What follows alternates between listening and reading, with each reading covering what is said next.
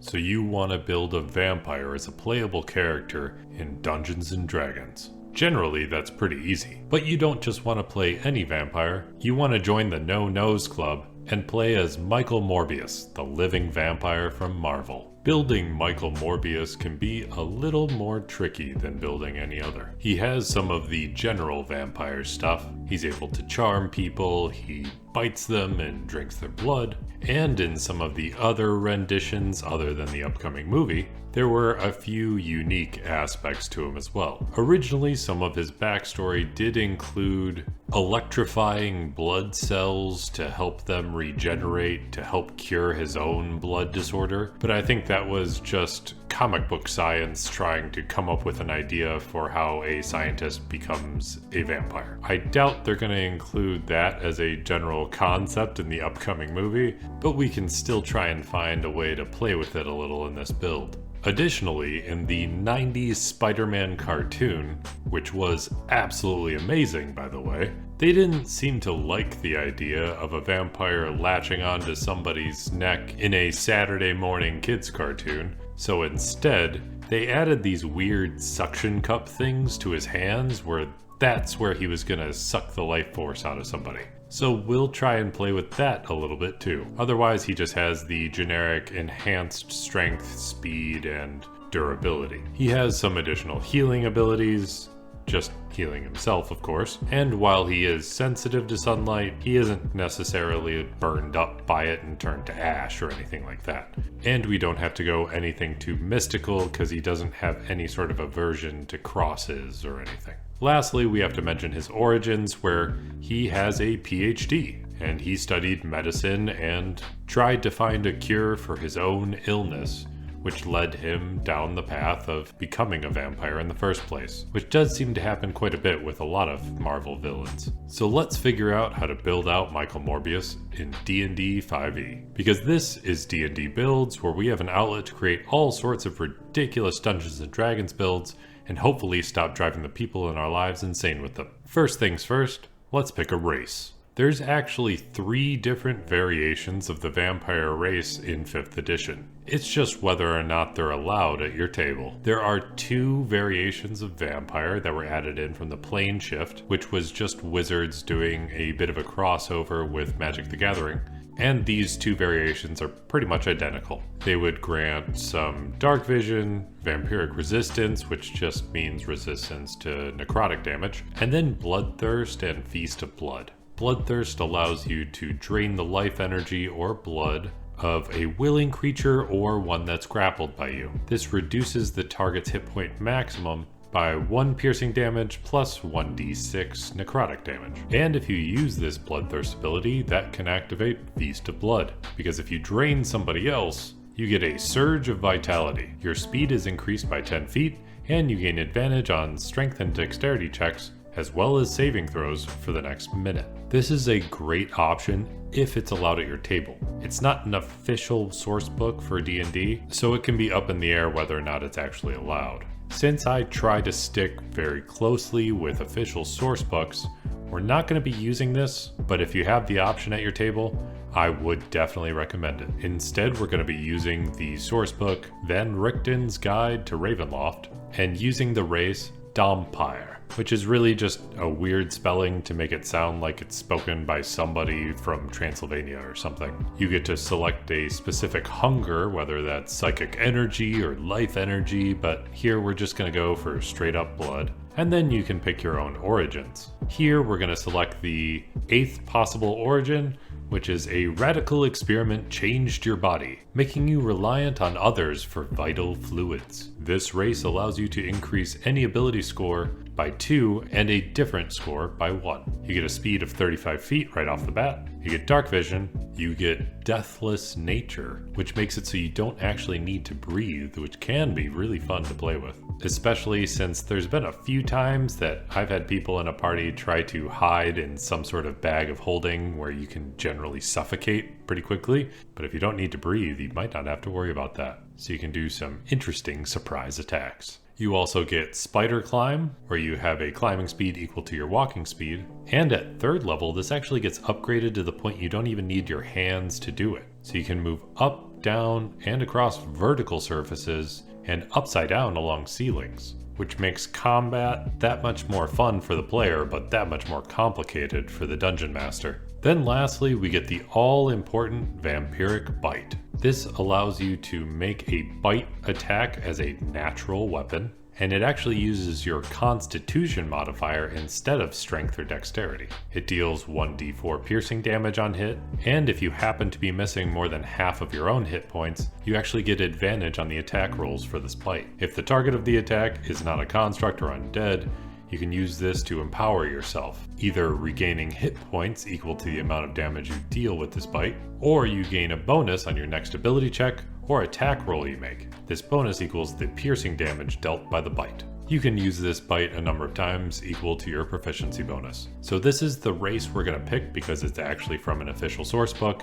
and we know it can be used at most people's tables. Now let's figure out a background. Since Michael Morbius does have a PhD, and he's constantly researching for a cure for his own disease, we're just going to grab the background Cloistered Scholar. This gives you skill proficiency in history, as well as either Arcana, Nature, or Religion. We're going to grab Nature because it's kind of more focused on how natural things work. You're also granted 2 languages and some unique features like library access so you can do some additional research. And before we jump into any stats, let's try to figure out a class that we want to target. We have a few interesting choices here, and I was super tempted to jump right into Barbarian. They have a Path of the Beast, which could be flavored super well, especially since when Michael Morbius goes into his more vampiric form and is overtaken by bloodlust, you could probably depict that as a form of rage. And the Beast Barbarian specifically has a form of the beast, where every time you rage, you could choose either bite, claws, or tail, and the bite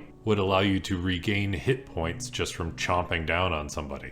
But this specifically says that your mouth transforms into a bestial muzzle or great mandibles. And even though this does give you a decent amount of hit points back when you chomp down, we already have a vampiric bite from our race. We also have the opportunity for claws, so when your fingernails get all gnarly when you're in your vampiric form, you can really slash the hell out of people. And we could even get that slightly enhanced movement speed by going Barbarian. So this would be an absolutely great choice. But because of everything that's already offered in our race, I feel like a few of these things are going to be kind of redundant. I mean, there's even Bestial Soul, which happens at 6th level, which would give you a climbing speed and whatnot. And this is all things we don't really need very much, because it's already covered. I was also tempted to grab Gloomstalker, because that seems very hide in the shadows kind of thing, but a Gloomstalker Ranger does really rely on weapons, and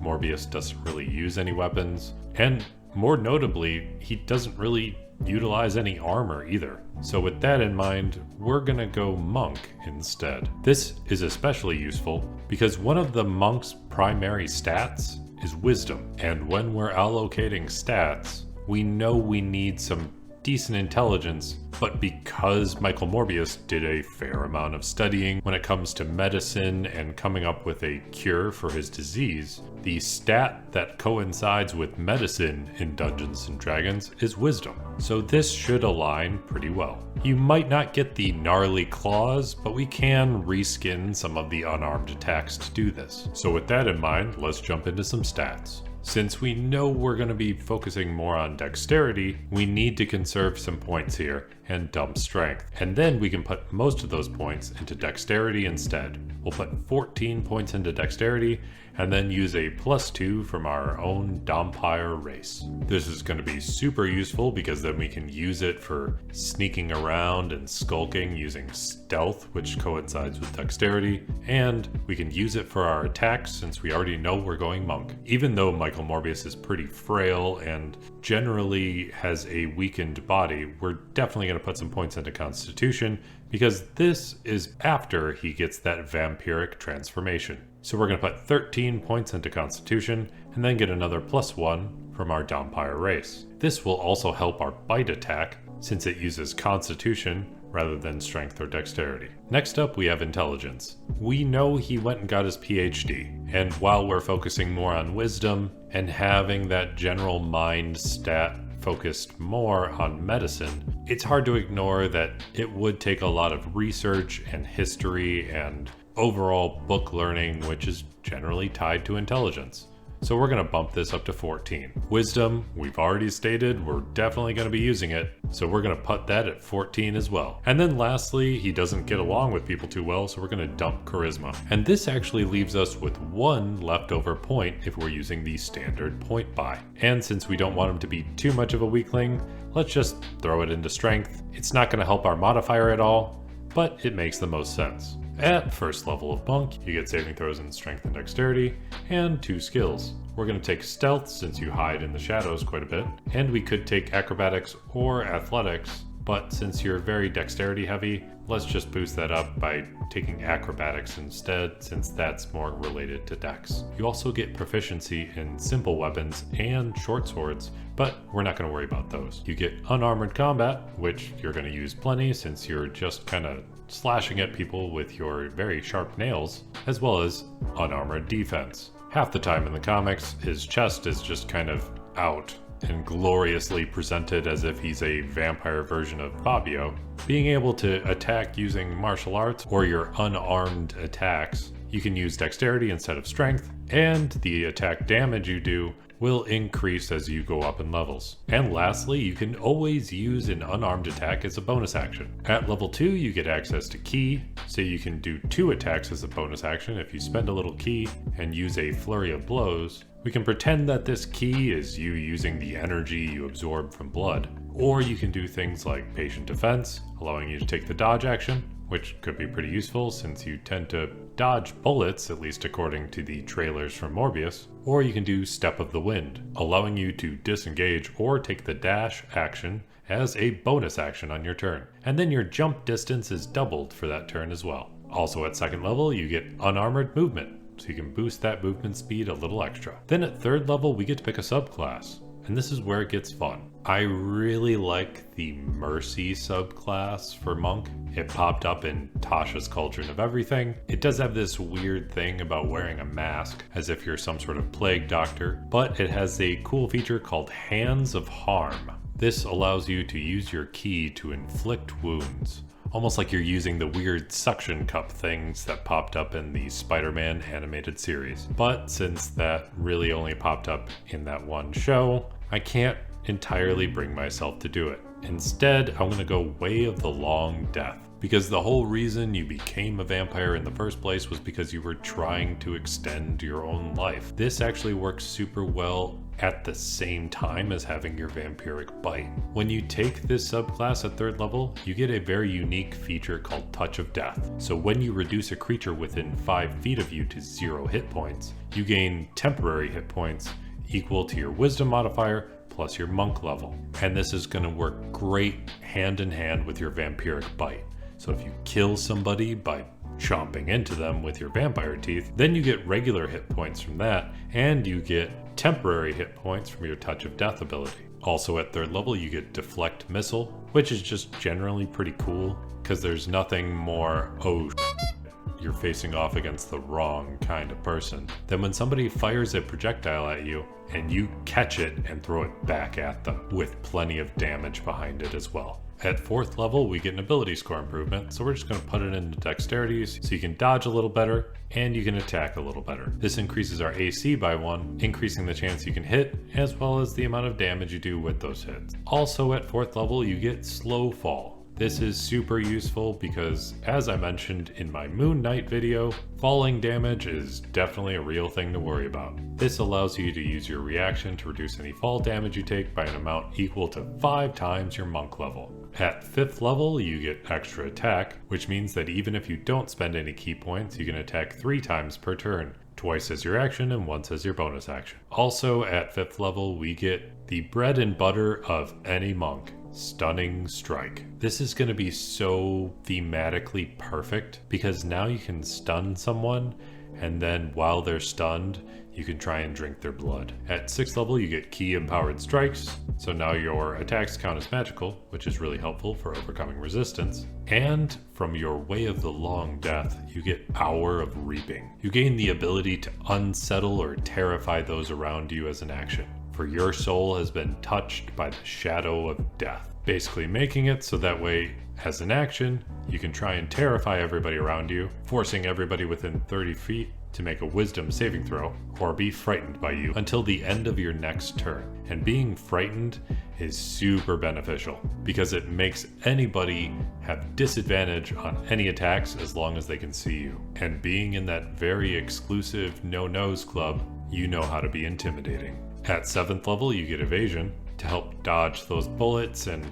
whatever else is shot at you, just in case Blade comes through and tries to shoot you with everything he's got. And you get Stillness of Mind, so you can use an action to remove any charmed or frightened status effects. At 8th level, you get another ability score improvement, so we're finally going to max out our dexterity. 9th level, we get to move a little faster with an increase to our unarmored movement speed. And then at 10th level, we get Purity of Body, which makes you immune to disease and poison. This is very accurate, since vampirism is pretty much the only thing you got to worry about once you become a vampire. And then at 11th level, we get the Mastery of Death from our Way of the Long Death path. This makes it so if you're reduced to 0 hit points, you can expend 1 key point and have 1 hit point instead. And this is going to play into the whole idea that you have some regenerative abilities. Also, I tried to throw this into a campaign where I was DMing before as an enemy, and it took forever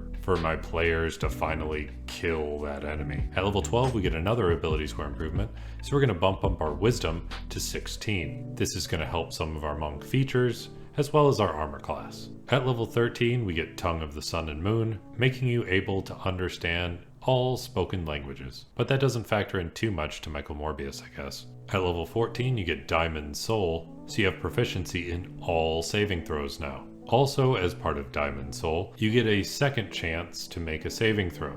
You can spend 1 key point to re-roll a saving throw and take the second result. Then at 15th level, you get Timeless Body, so you pretty much stop aging, and you can't be forced to age magically. This seems pretty accurate for most vampires. It also makes it so you no longer need food or water, and this works very well thematically because you just need blood. You don't need any of that other crap. And I know levels 16 and 17 would be super fun in Monk because you get another ability score improvement and you get Touch of the Long Death, which is just about filling an enemy with death energy and they start getting necrotic damage. But I have something else in mind to make this a little more fun. We're gonna finally jump into a multi-class at level 16. And at this level, we're gonna take a level of Cleric. And not just any Cleric, but a Twilight Cleric. No, I'm just f***ing with you. There's no way I would try and mix in Twilight to Michael Morbius. But we are gonna still do a multi-class here. We're gonna make use of some of the intelligence that we have from our PhD and take some levels of Wizard. Granted, our wisdom is a little higher than our intelligence, but there's some interesting abilities being a wizard that might help feed our Michael Morbius build. The main things wizards get is spellcasting and a specialty wizard school. So we're gonna finish off the rest of our levels in wizard here. So first things first, let's figure out what wizard subclass we're gonna grab. There are a couple of options, but since Michael Morbius isn't really known for raising other vampires, we're going to avoid necromancy and go more into his ability to charm people using his vampiric gaze. So we're going to take School of Enchantment. At 2nd level of Wizard, you get this School of Enchantment, and you're granted the ability Hypnotic Gaze. This gives you the opportunity to charm someone using your wizard spell DC. And since we're taking a full 5 levels of wizard here, we're also going to get an ability score improvement. It's kind of up to you what you'd like to take, whether you want to put it into wisdom, really bumping that up, or round yourself out a little more and get intelligence. But since I plan to take a few little interesting spells here, I think I'm going to throw it into intelligence. bumping our intelligence to 16. So let's figure out what kind of spells we're gonna take. We have access to a 3rd level spell slot by being a 5th level wizard. We get 4 cantrips, and we can have up to 8 spells prepared at any given point. Although you could have a few others just stored in your spellbook, we're just going to focus on the ones that you have prepared. But first things first, let's take care of those cantrips. With 4 cantrips available to us, we're going to take Sapping Sting, as if you can use those little suction cup hand thingies to grab somebody and suck the life out of them, forcing them to also fall prone. We can focus a little more on the charming aspect using the cantrip Friends, and then just because we did have that old school reference to him using electricity to manipulate blood cells, I kinda like the idea of using Shocking Grasp. Then we have 1 more cantrip left over, so might as well throw it into something to just mess with people a little bit and grab Mind Sliver. Because there's that weird idea that some people are more mental vampires than anything else. Now let's jump into the spells. We could grab something like Cause Fear, but we already have that ability from our Monk Way of the Long Death. We could also grab Charm Person, but we already have that similar charming ability from just being in the School of Enchantment. Granted, Charm Person does work a little differently, since your ability from being an enchantment wizard kind of freezes them in place and makes their speed 0, but still I think it's a little redundant, and I think there's some better spells we can pick up to replace it. I was super tempted to grab False Life, because this grants you just an extra couple temporary hit points, but we already have a few other sources of temporary hit points, so I'm gonna throw this one out too. The other tempting spell was Jump, because you are jumping around quite a bit, but you already have the ability Step of the Wind from your monk levels, so we might as well throw this out while we're at it. Morbius does have the ability to glide somewhat on the wind. We even see him in the trailer riding the wind that's rushing in front of a train, so we have 2 options with this. We can either grab Levitate, or we can grab Featherfall. Since he doesn't really fly and he's really gliding down on the wind, I tend to lean towards Featherfall. It has a bit more utility and will save you on occasion, even with your slow fall ability you already have from being a monk. So the first spell I would take at 1st level is Featherfall. Then jumping into these 2nd level spells, I would grab Blur. This just makes you super hard to hit, and as you're ducking in and out of the shadows, this seems to fit very thematically. You're dashing around and nobody can really tell exactly where you are, granting you the ability to impose disadvantage on any enemy trying to attack you. Then we have a particular ability that Morbius has, which is his Sonar. There's no particular Sonar ability in D&D, but we can try and replicate it to a certain degree. We have 1 spell that can help replicate Sonar pretty well, and that's See Invisibility. It's the closest we're gonna get, but it will help you see things that are hidden. We could always use something at later levels like Arcane Eye or something like that, but those are particularly complicated, and I kind of like just more of a general, I can see what's going on around me even if it's hidden. As far as 3rd level spells, we do have the option to grab the spell Fear, but like we said with Cause Fear, we already have an ability to inflict fear on your enemies, so we can really pass that up if we want to. I can't help but want to grab Fly because it's super useful, especially at this high level of D&D, and I know you usually just glide on the wind, but we're just going to take it to the extreme and give ourselves the ability to fly instead. I know it's not spot on with the character, but who doesn't want to fly? And there just so happens to be a point in the comics where he kind of mutates and grows some wings anyways, so I think it fits. Then we have to grab the super obvious and grab Vampiric Touch. Unfortunately, you can't use your mouth to cast this, but we can stick with those suction cup hands and allow you to grab somebody, sucking the life force out of them. The target takes 3d6 necrotic damage, and you regain hit points equal to half that amount. And you can keep casting this over and over for up to a minute of concentration. So now we have 3 spells left to choose from. And to recreate the whole idea of having a bunch of bats flitting around you, we can grab Spirit Shroud from Tasha's Cauldron of Everything. It specifically says that it calls forth spirits of the dead which flit around you for the spell's duration. And just the wording of something flitting around you just kind of feels bat-like, so I think it works pretty well. And the last two spells I would grab are actually just to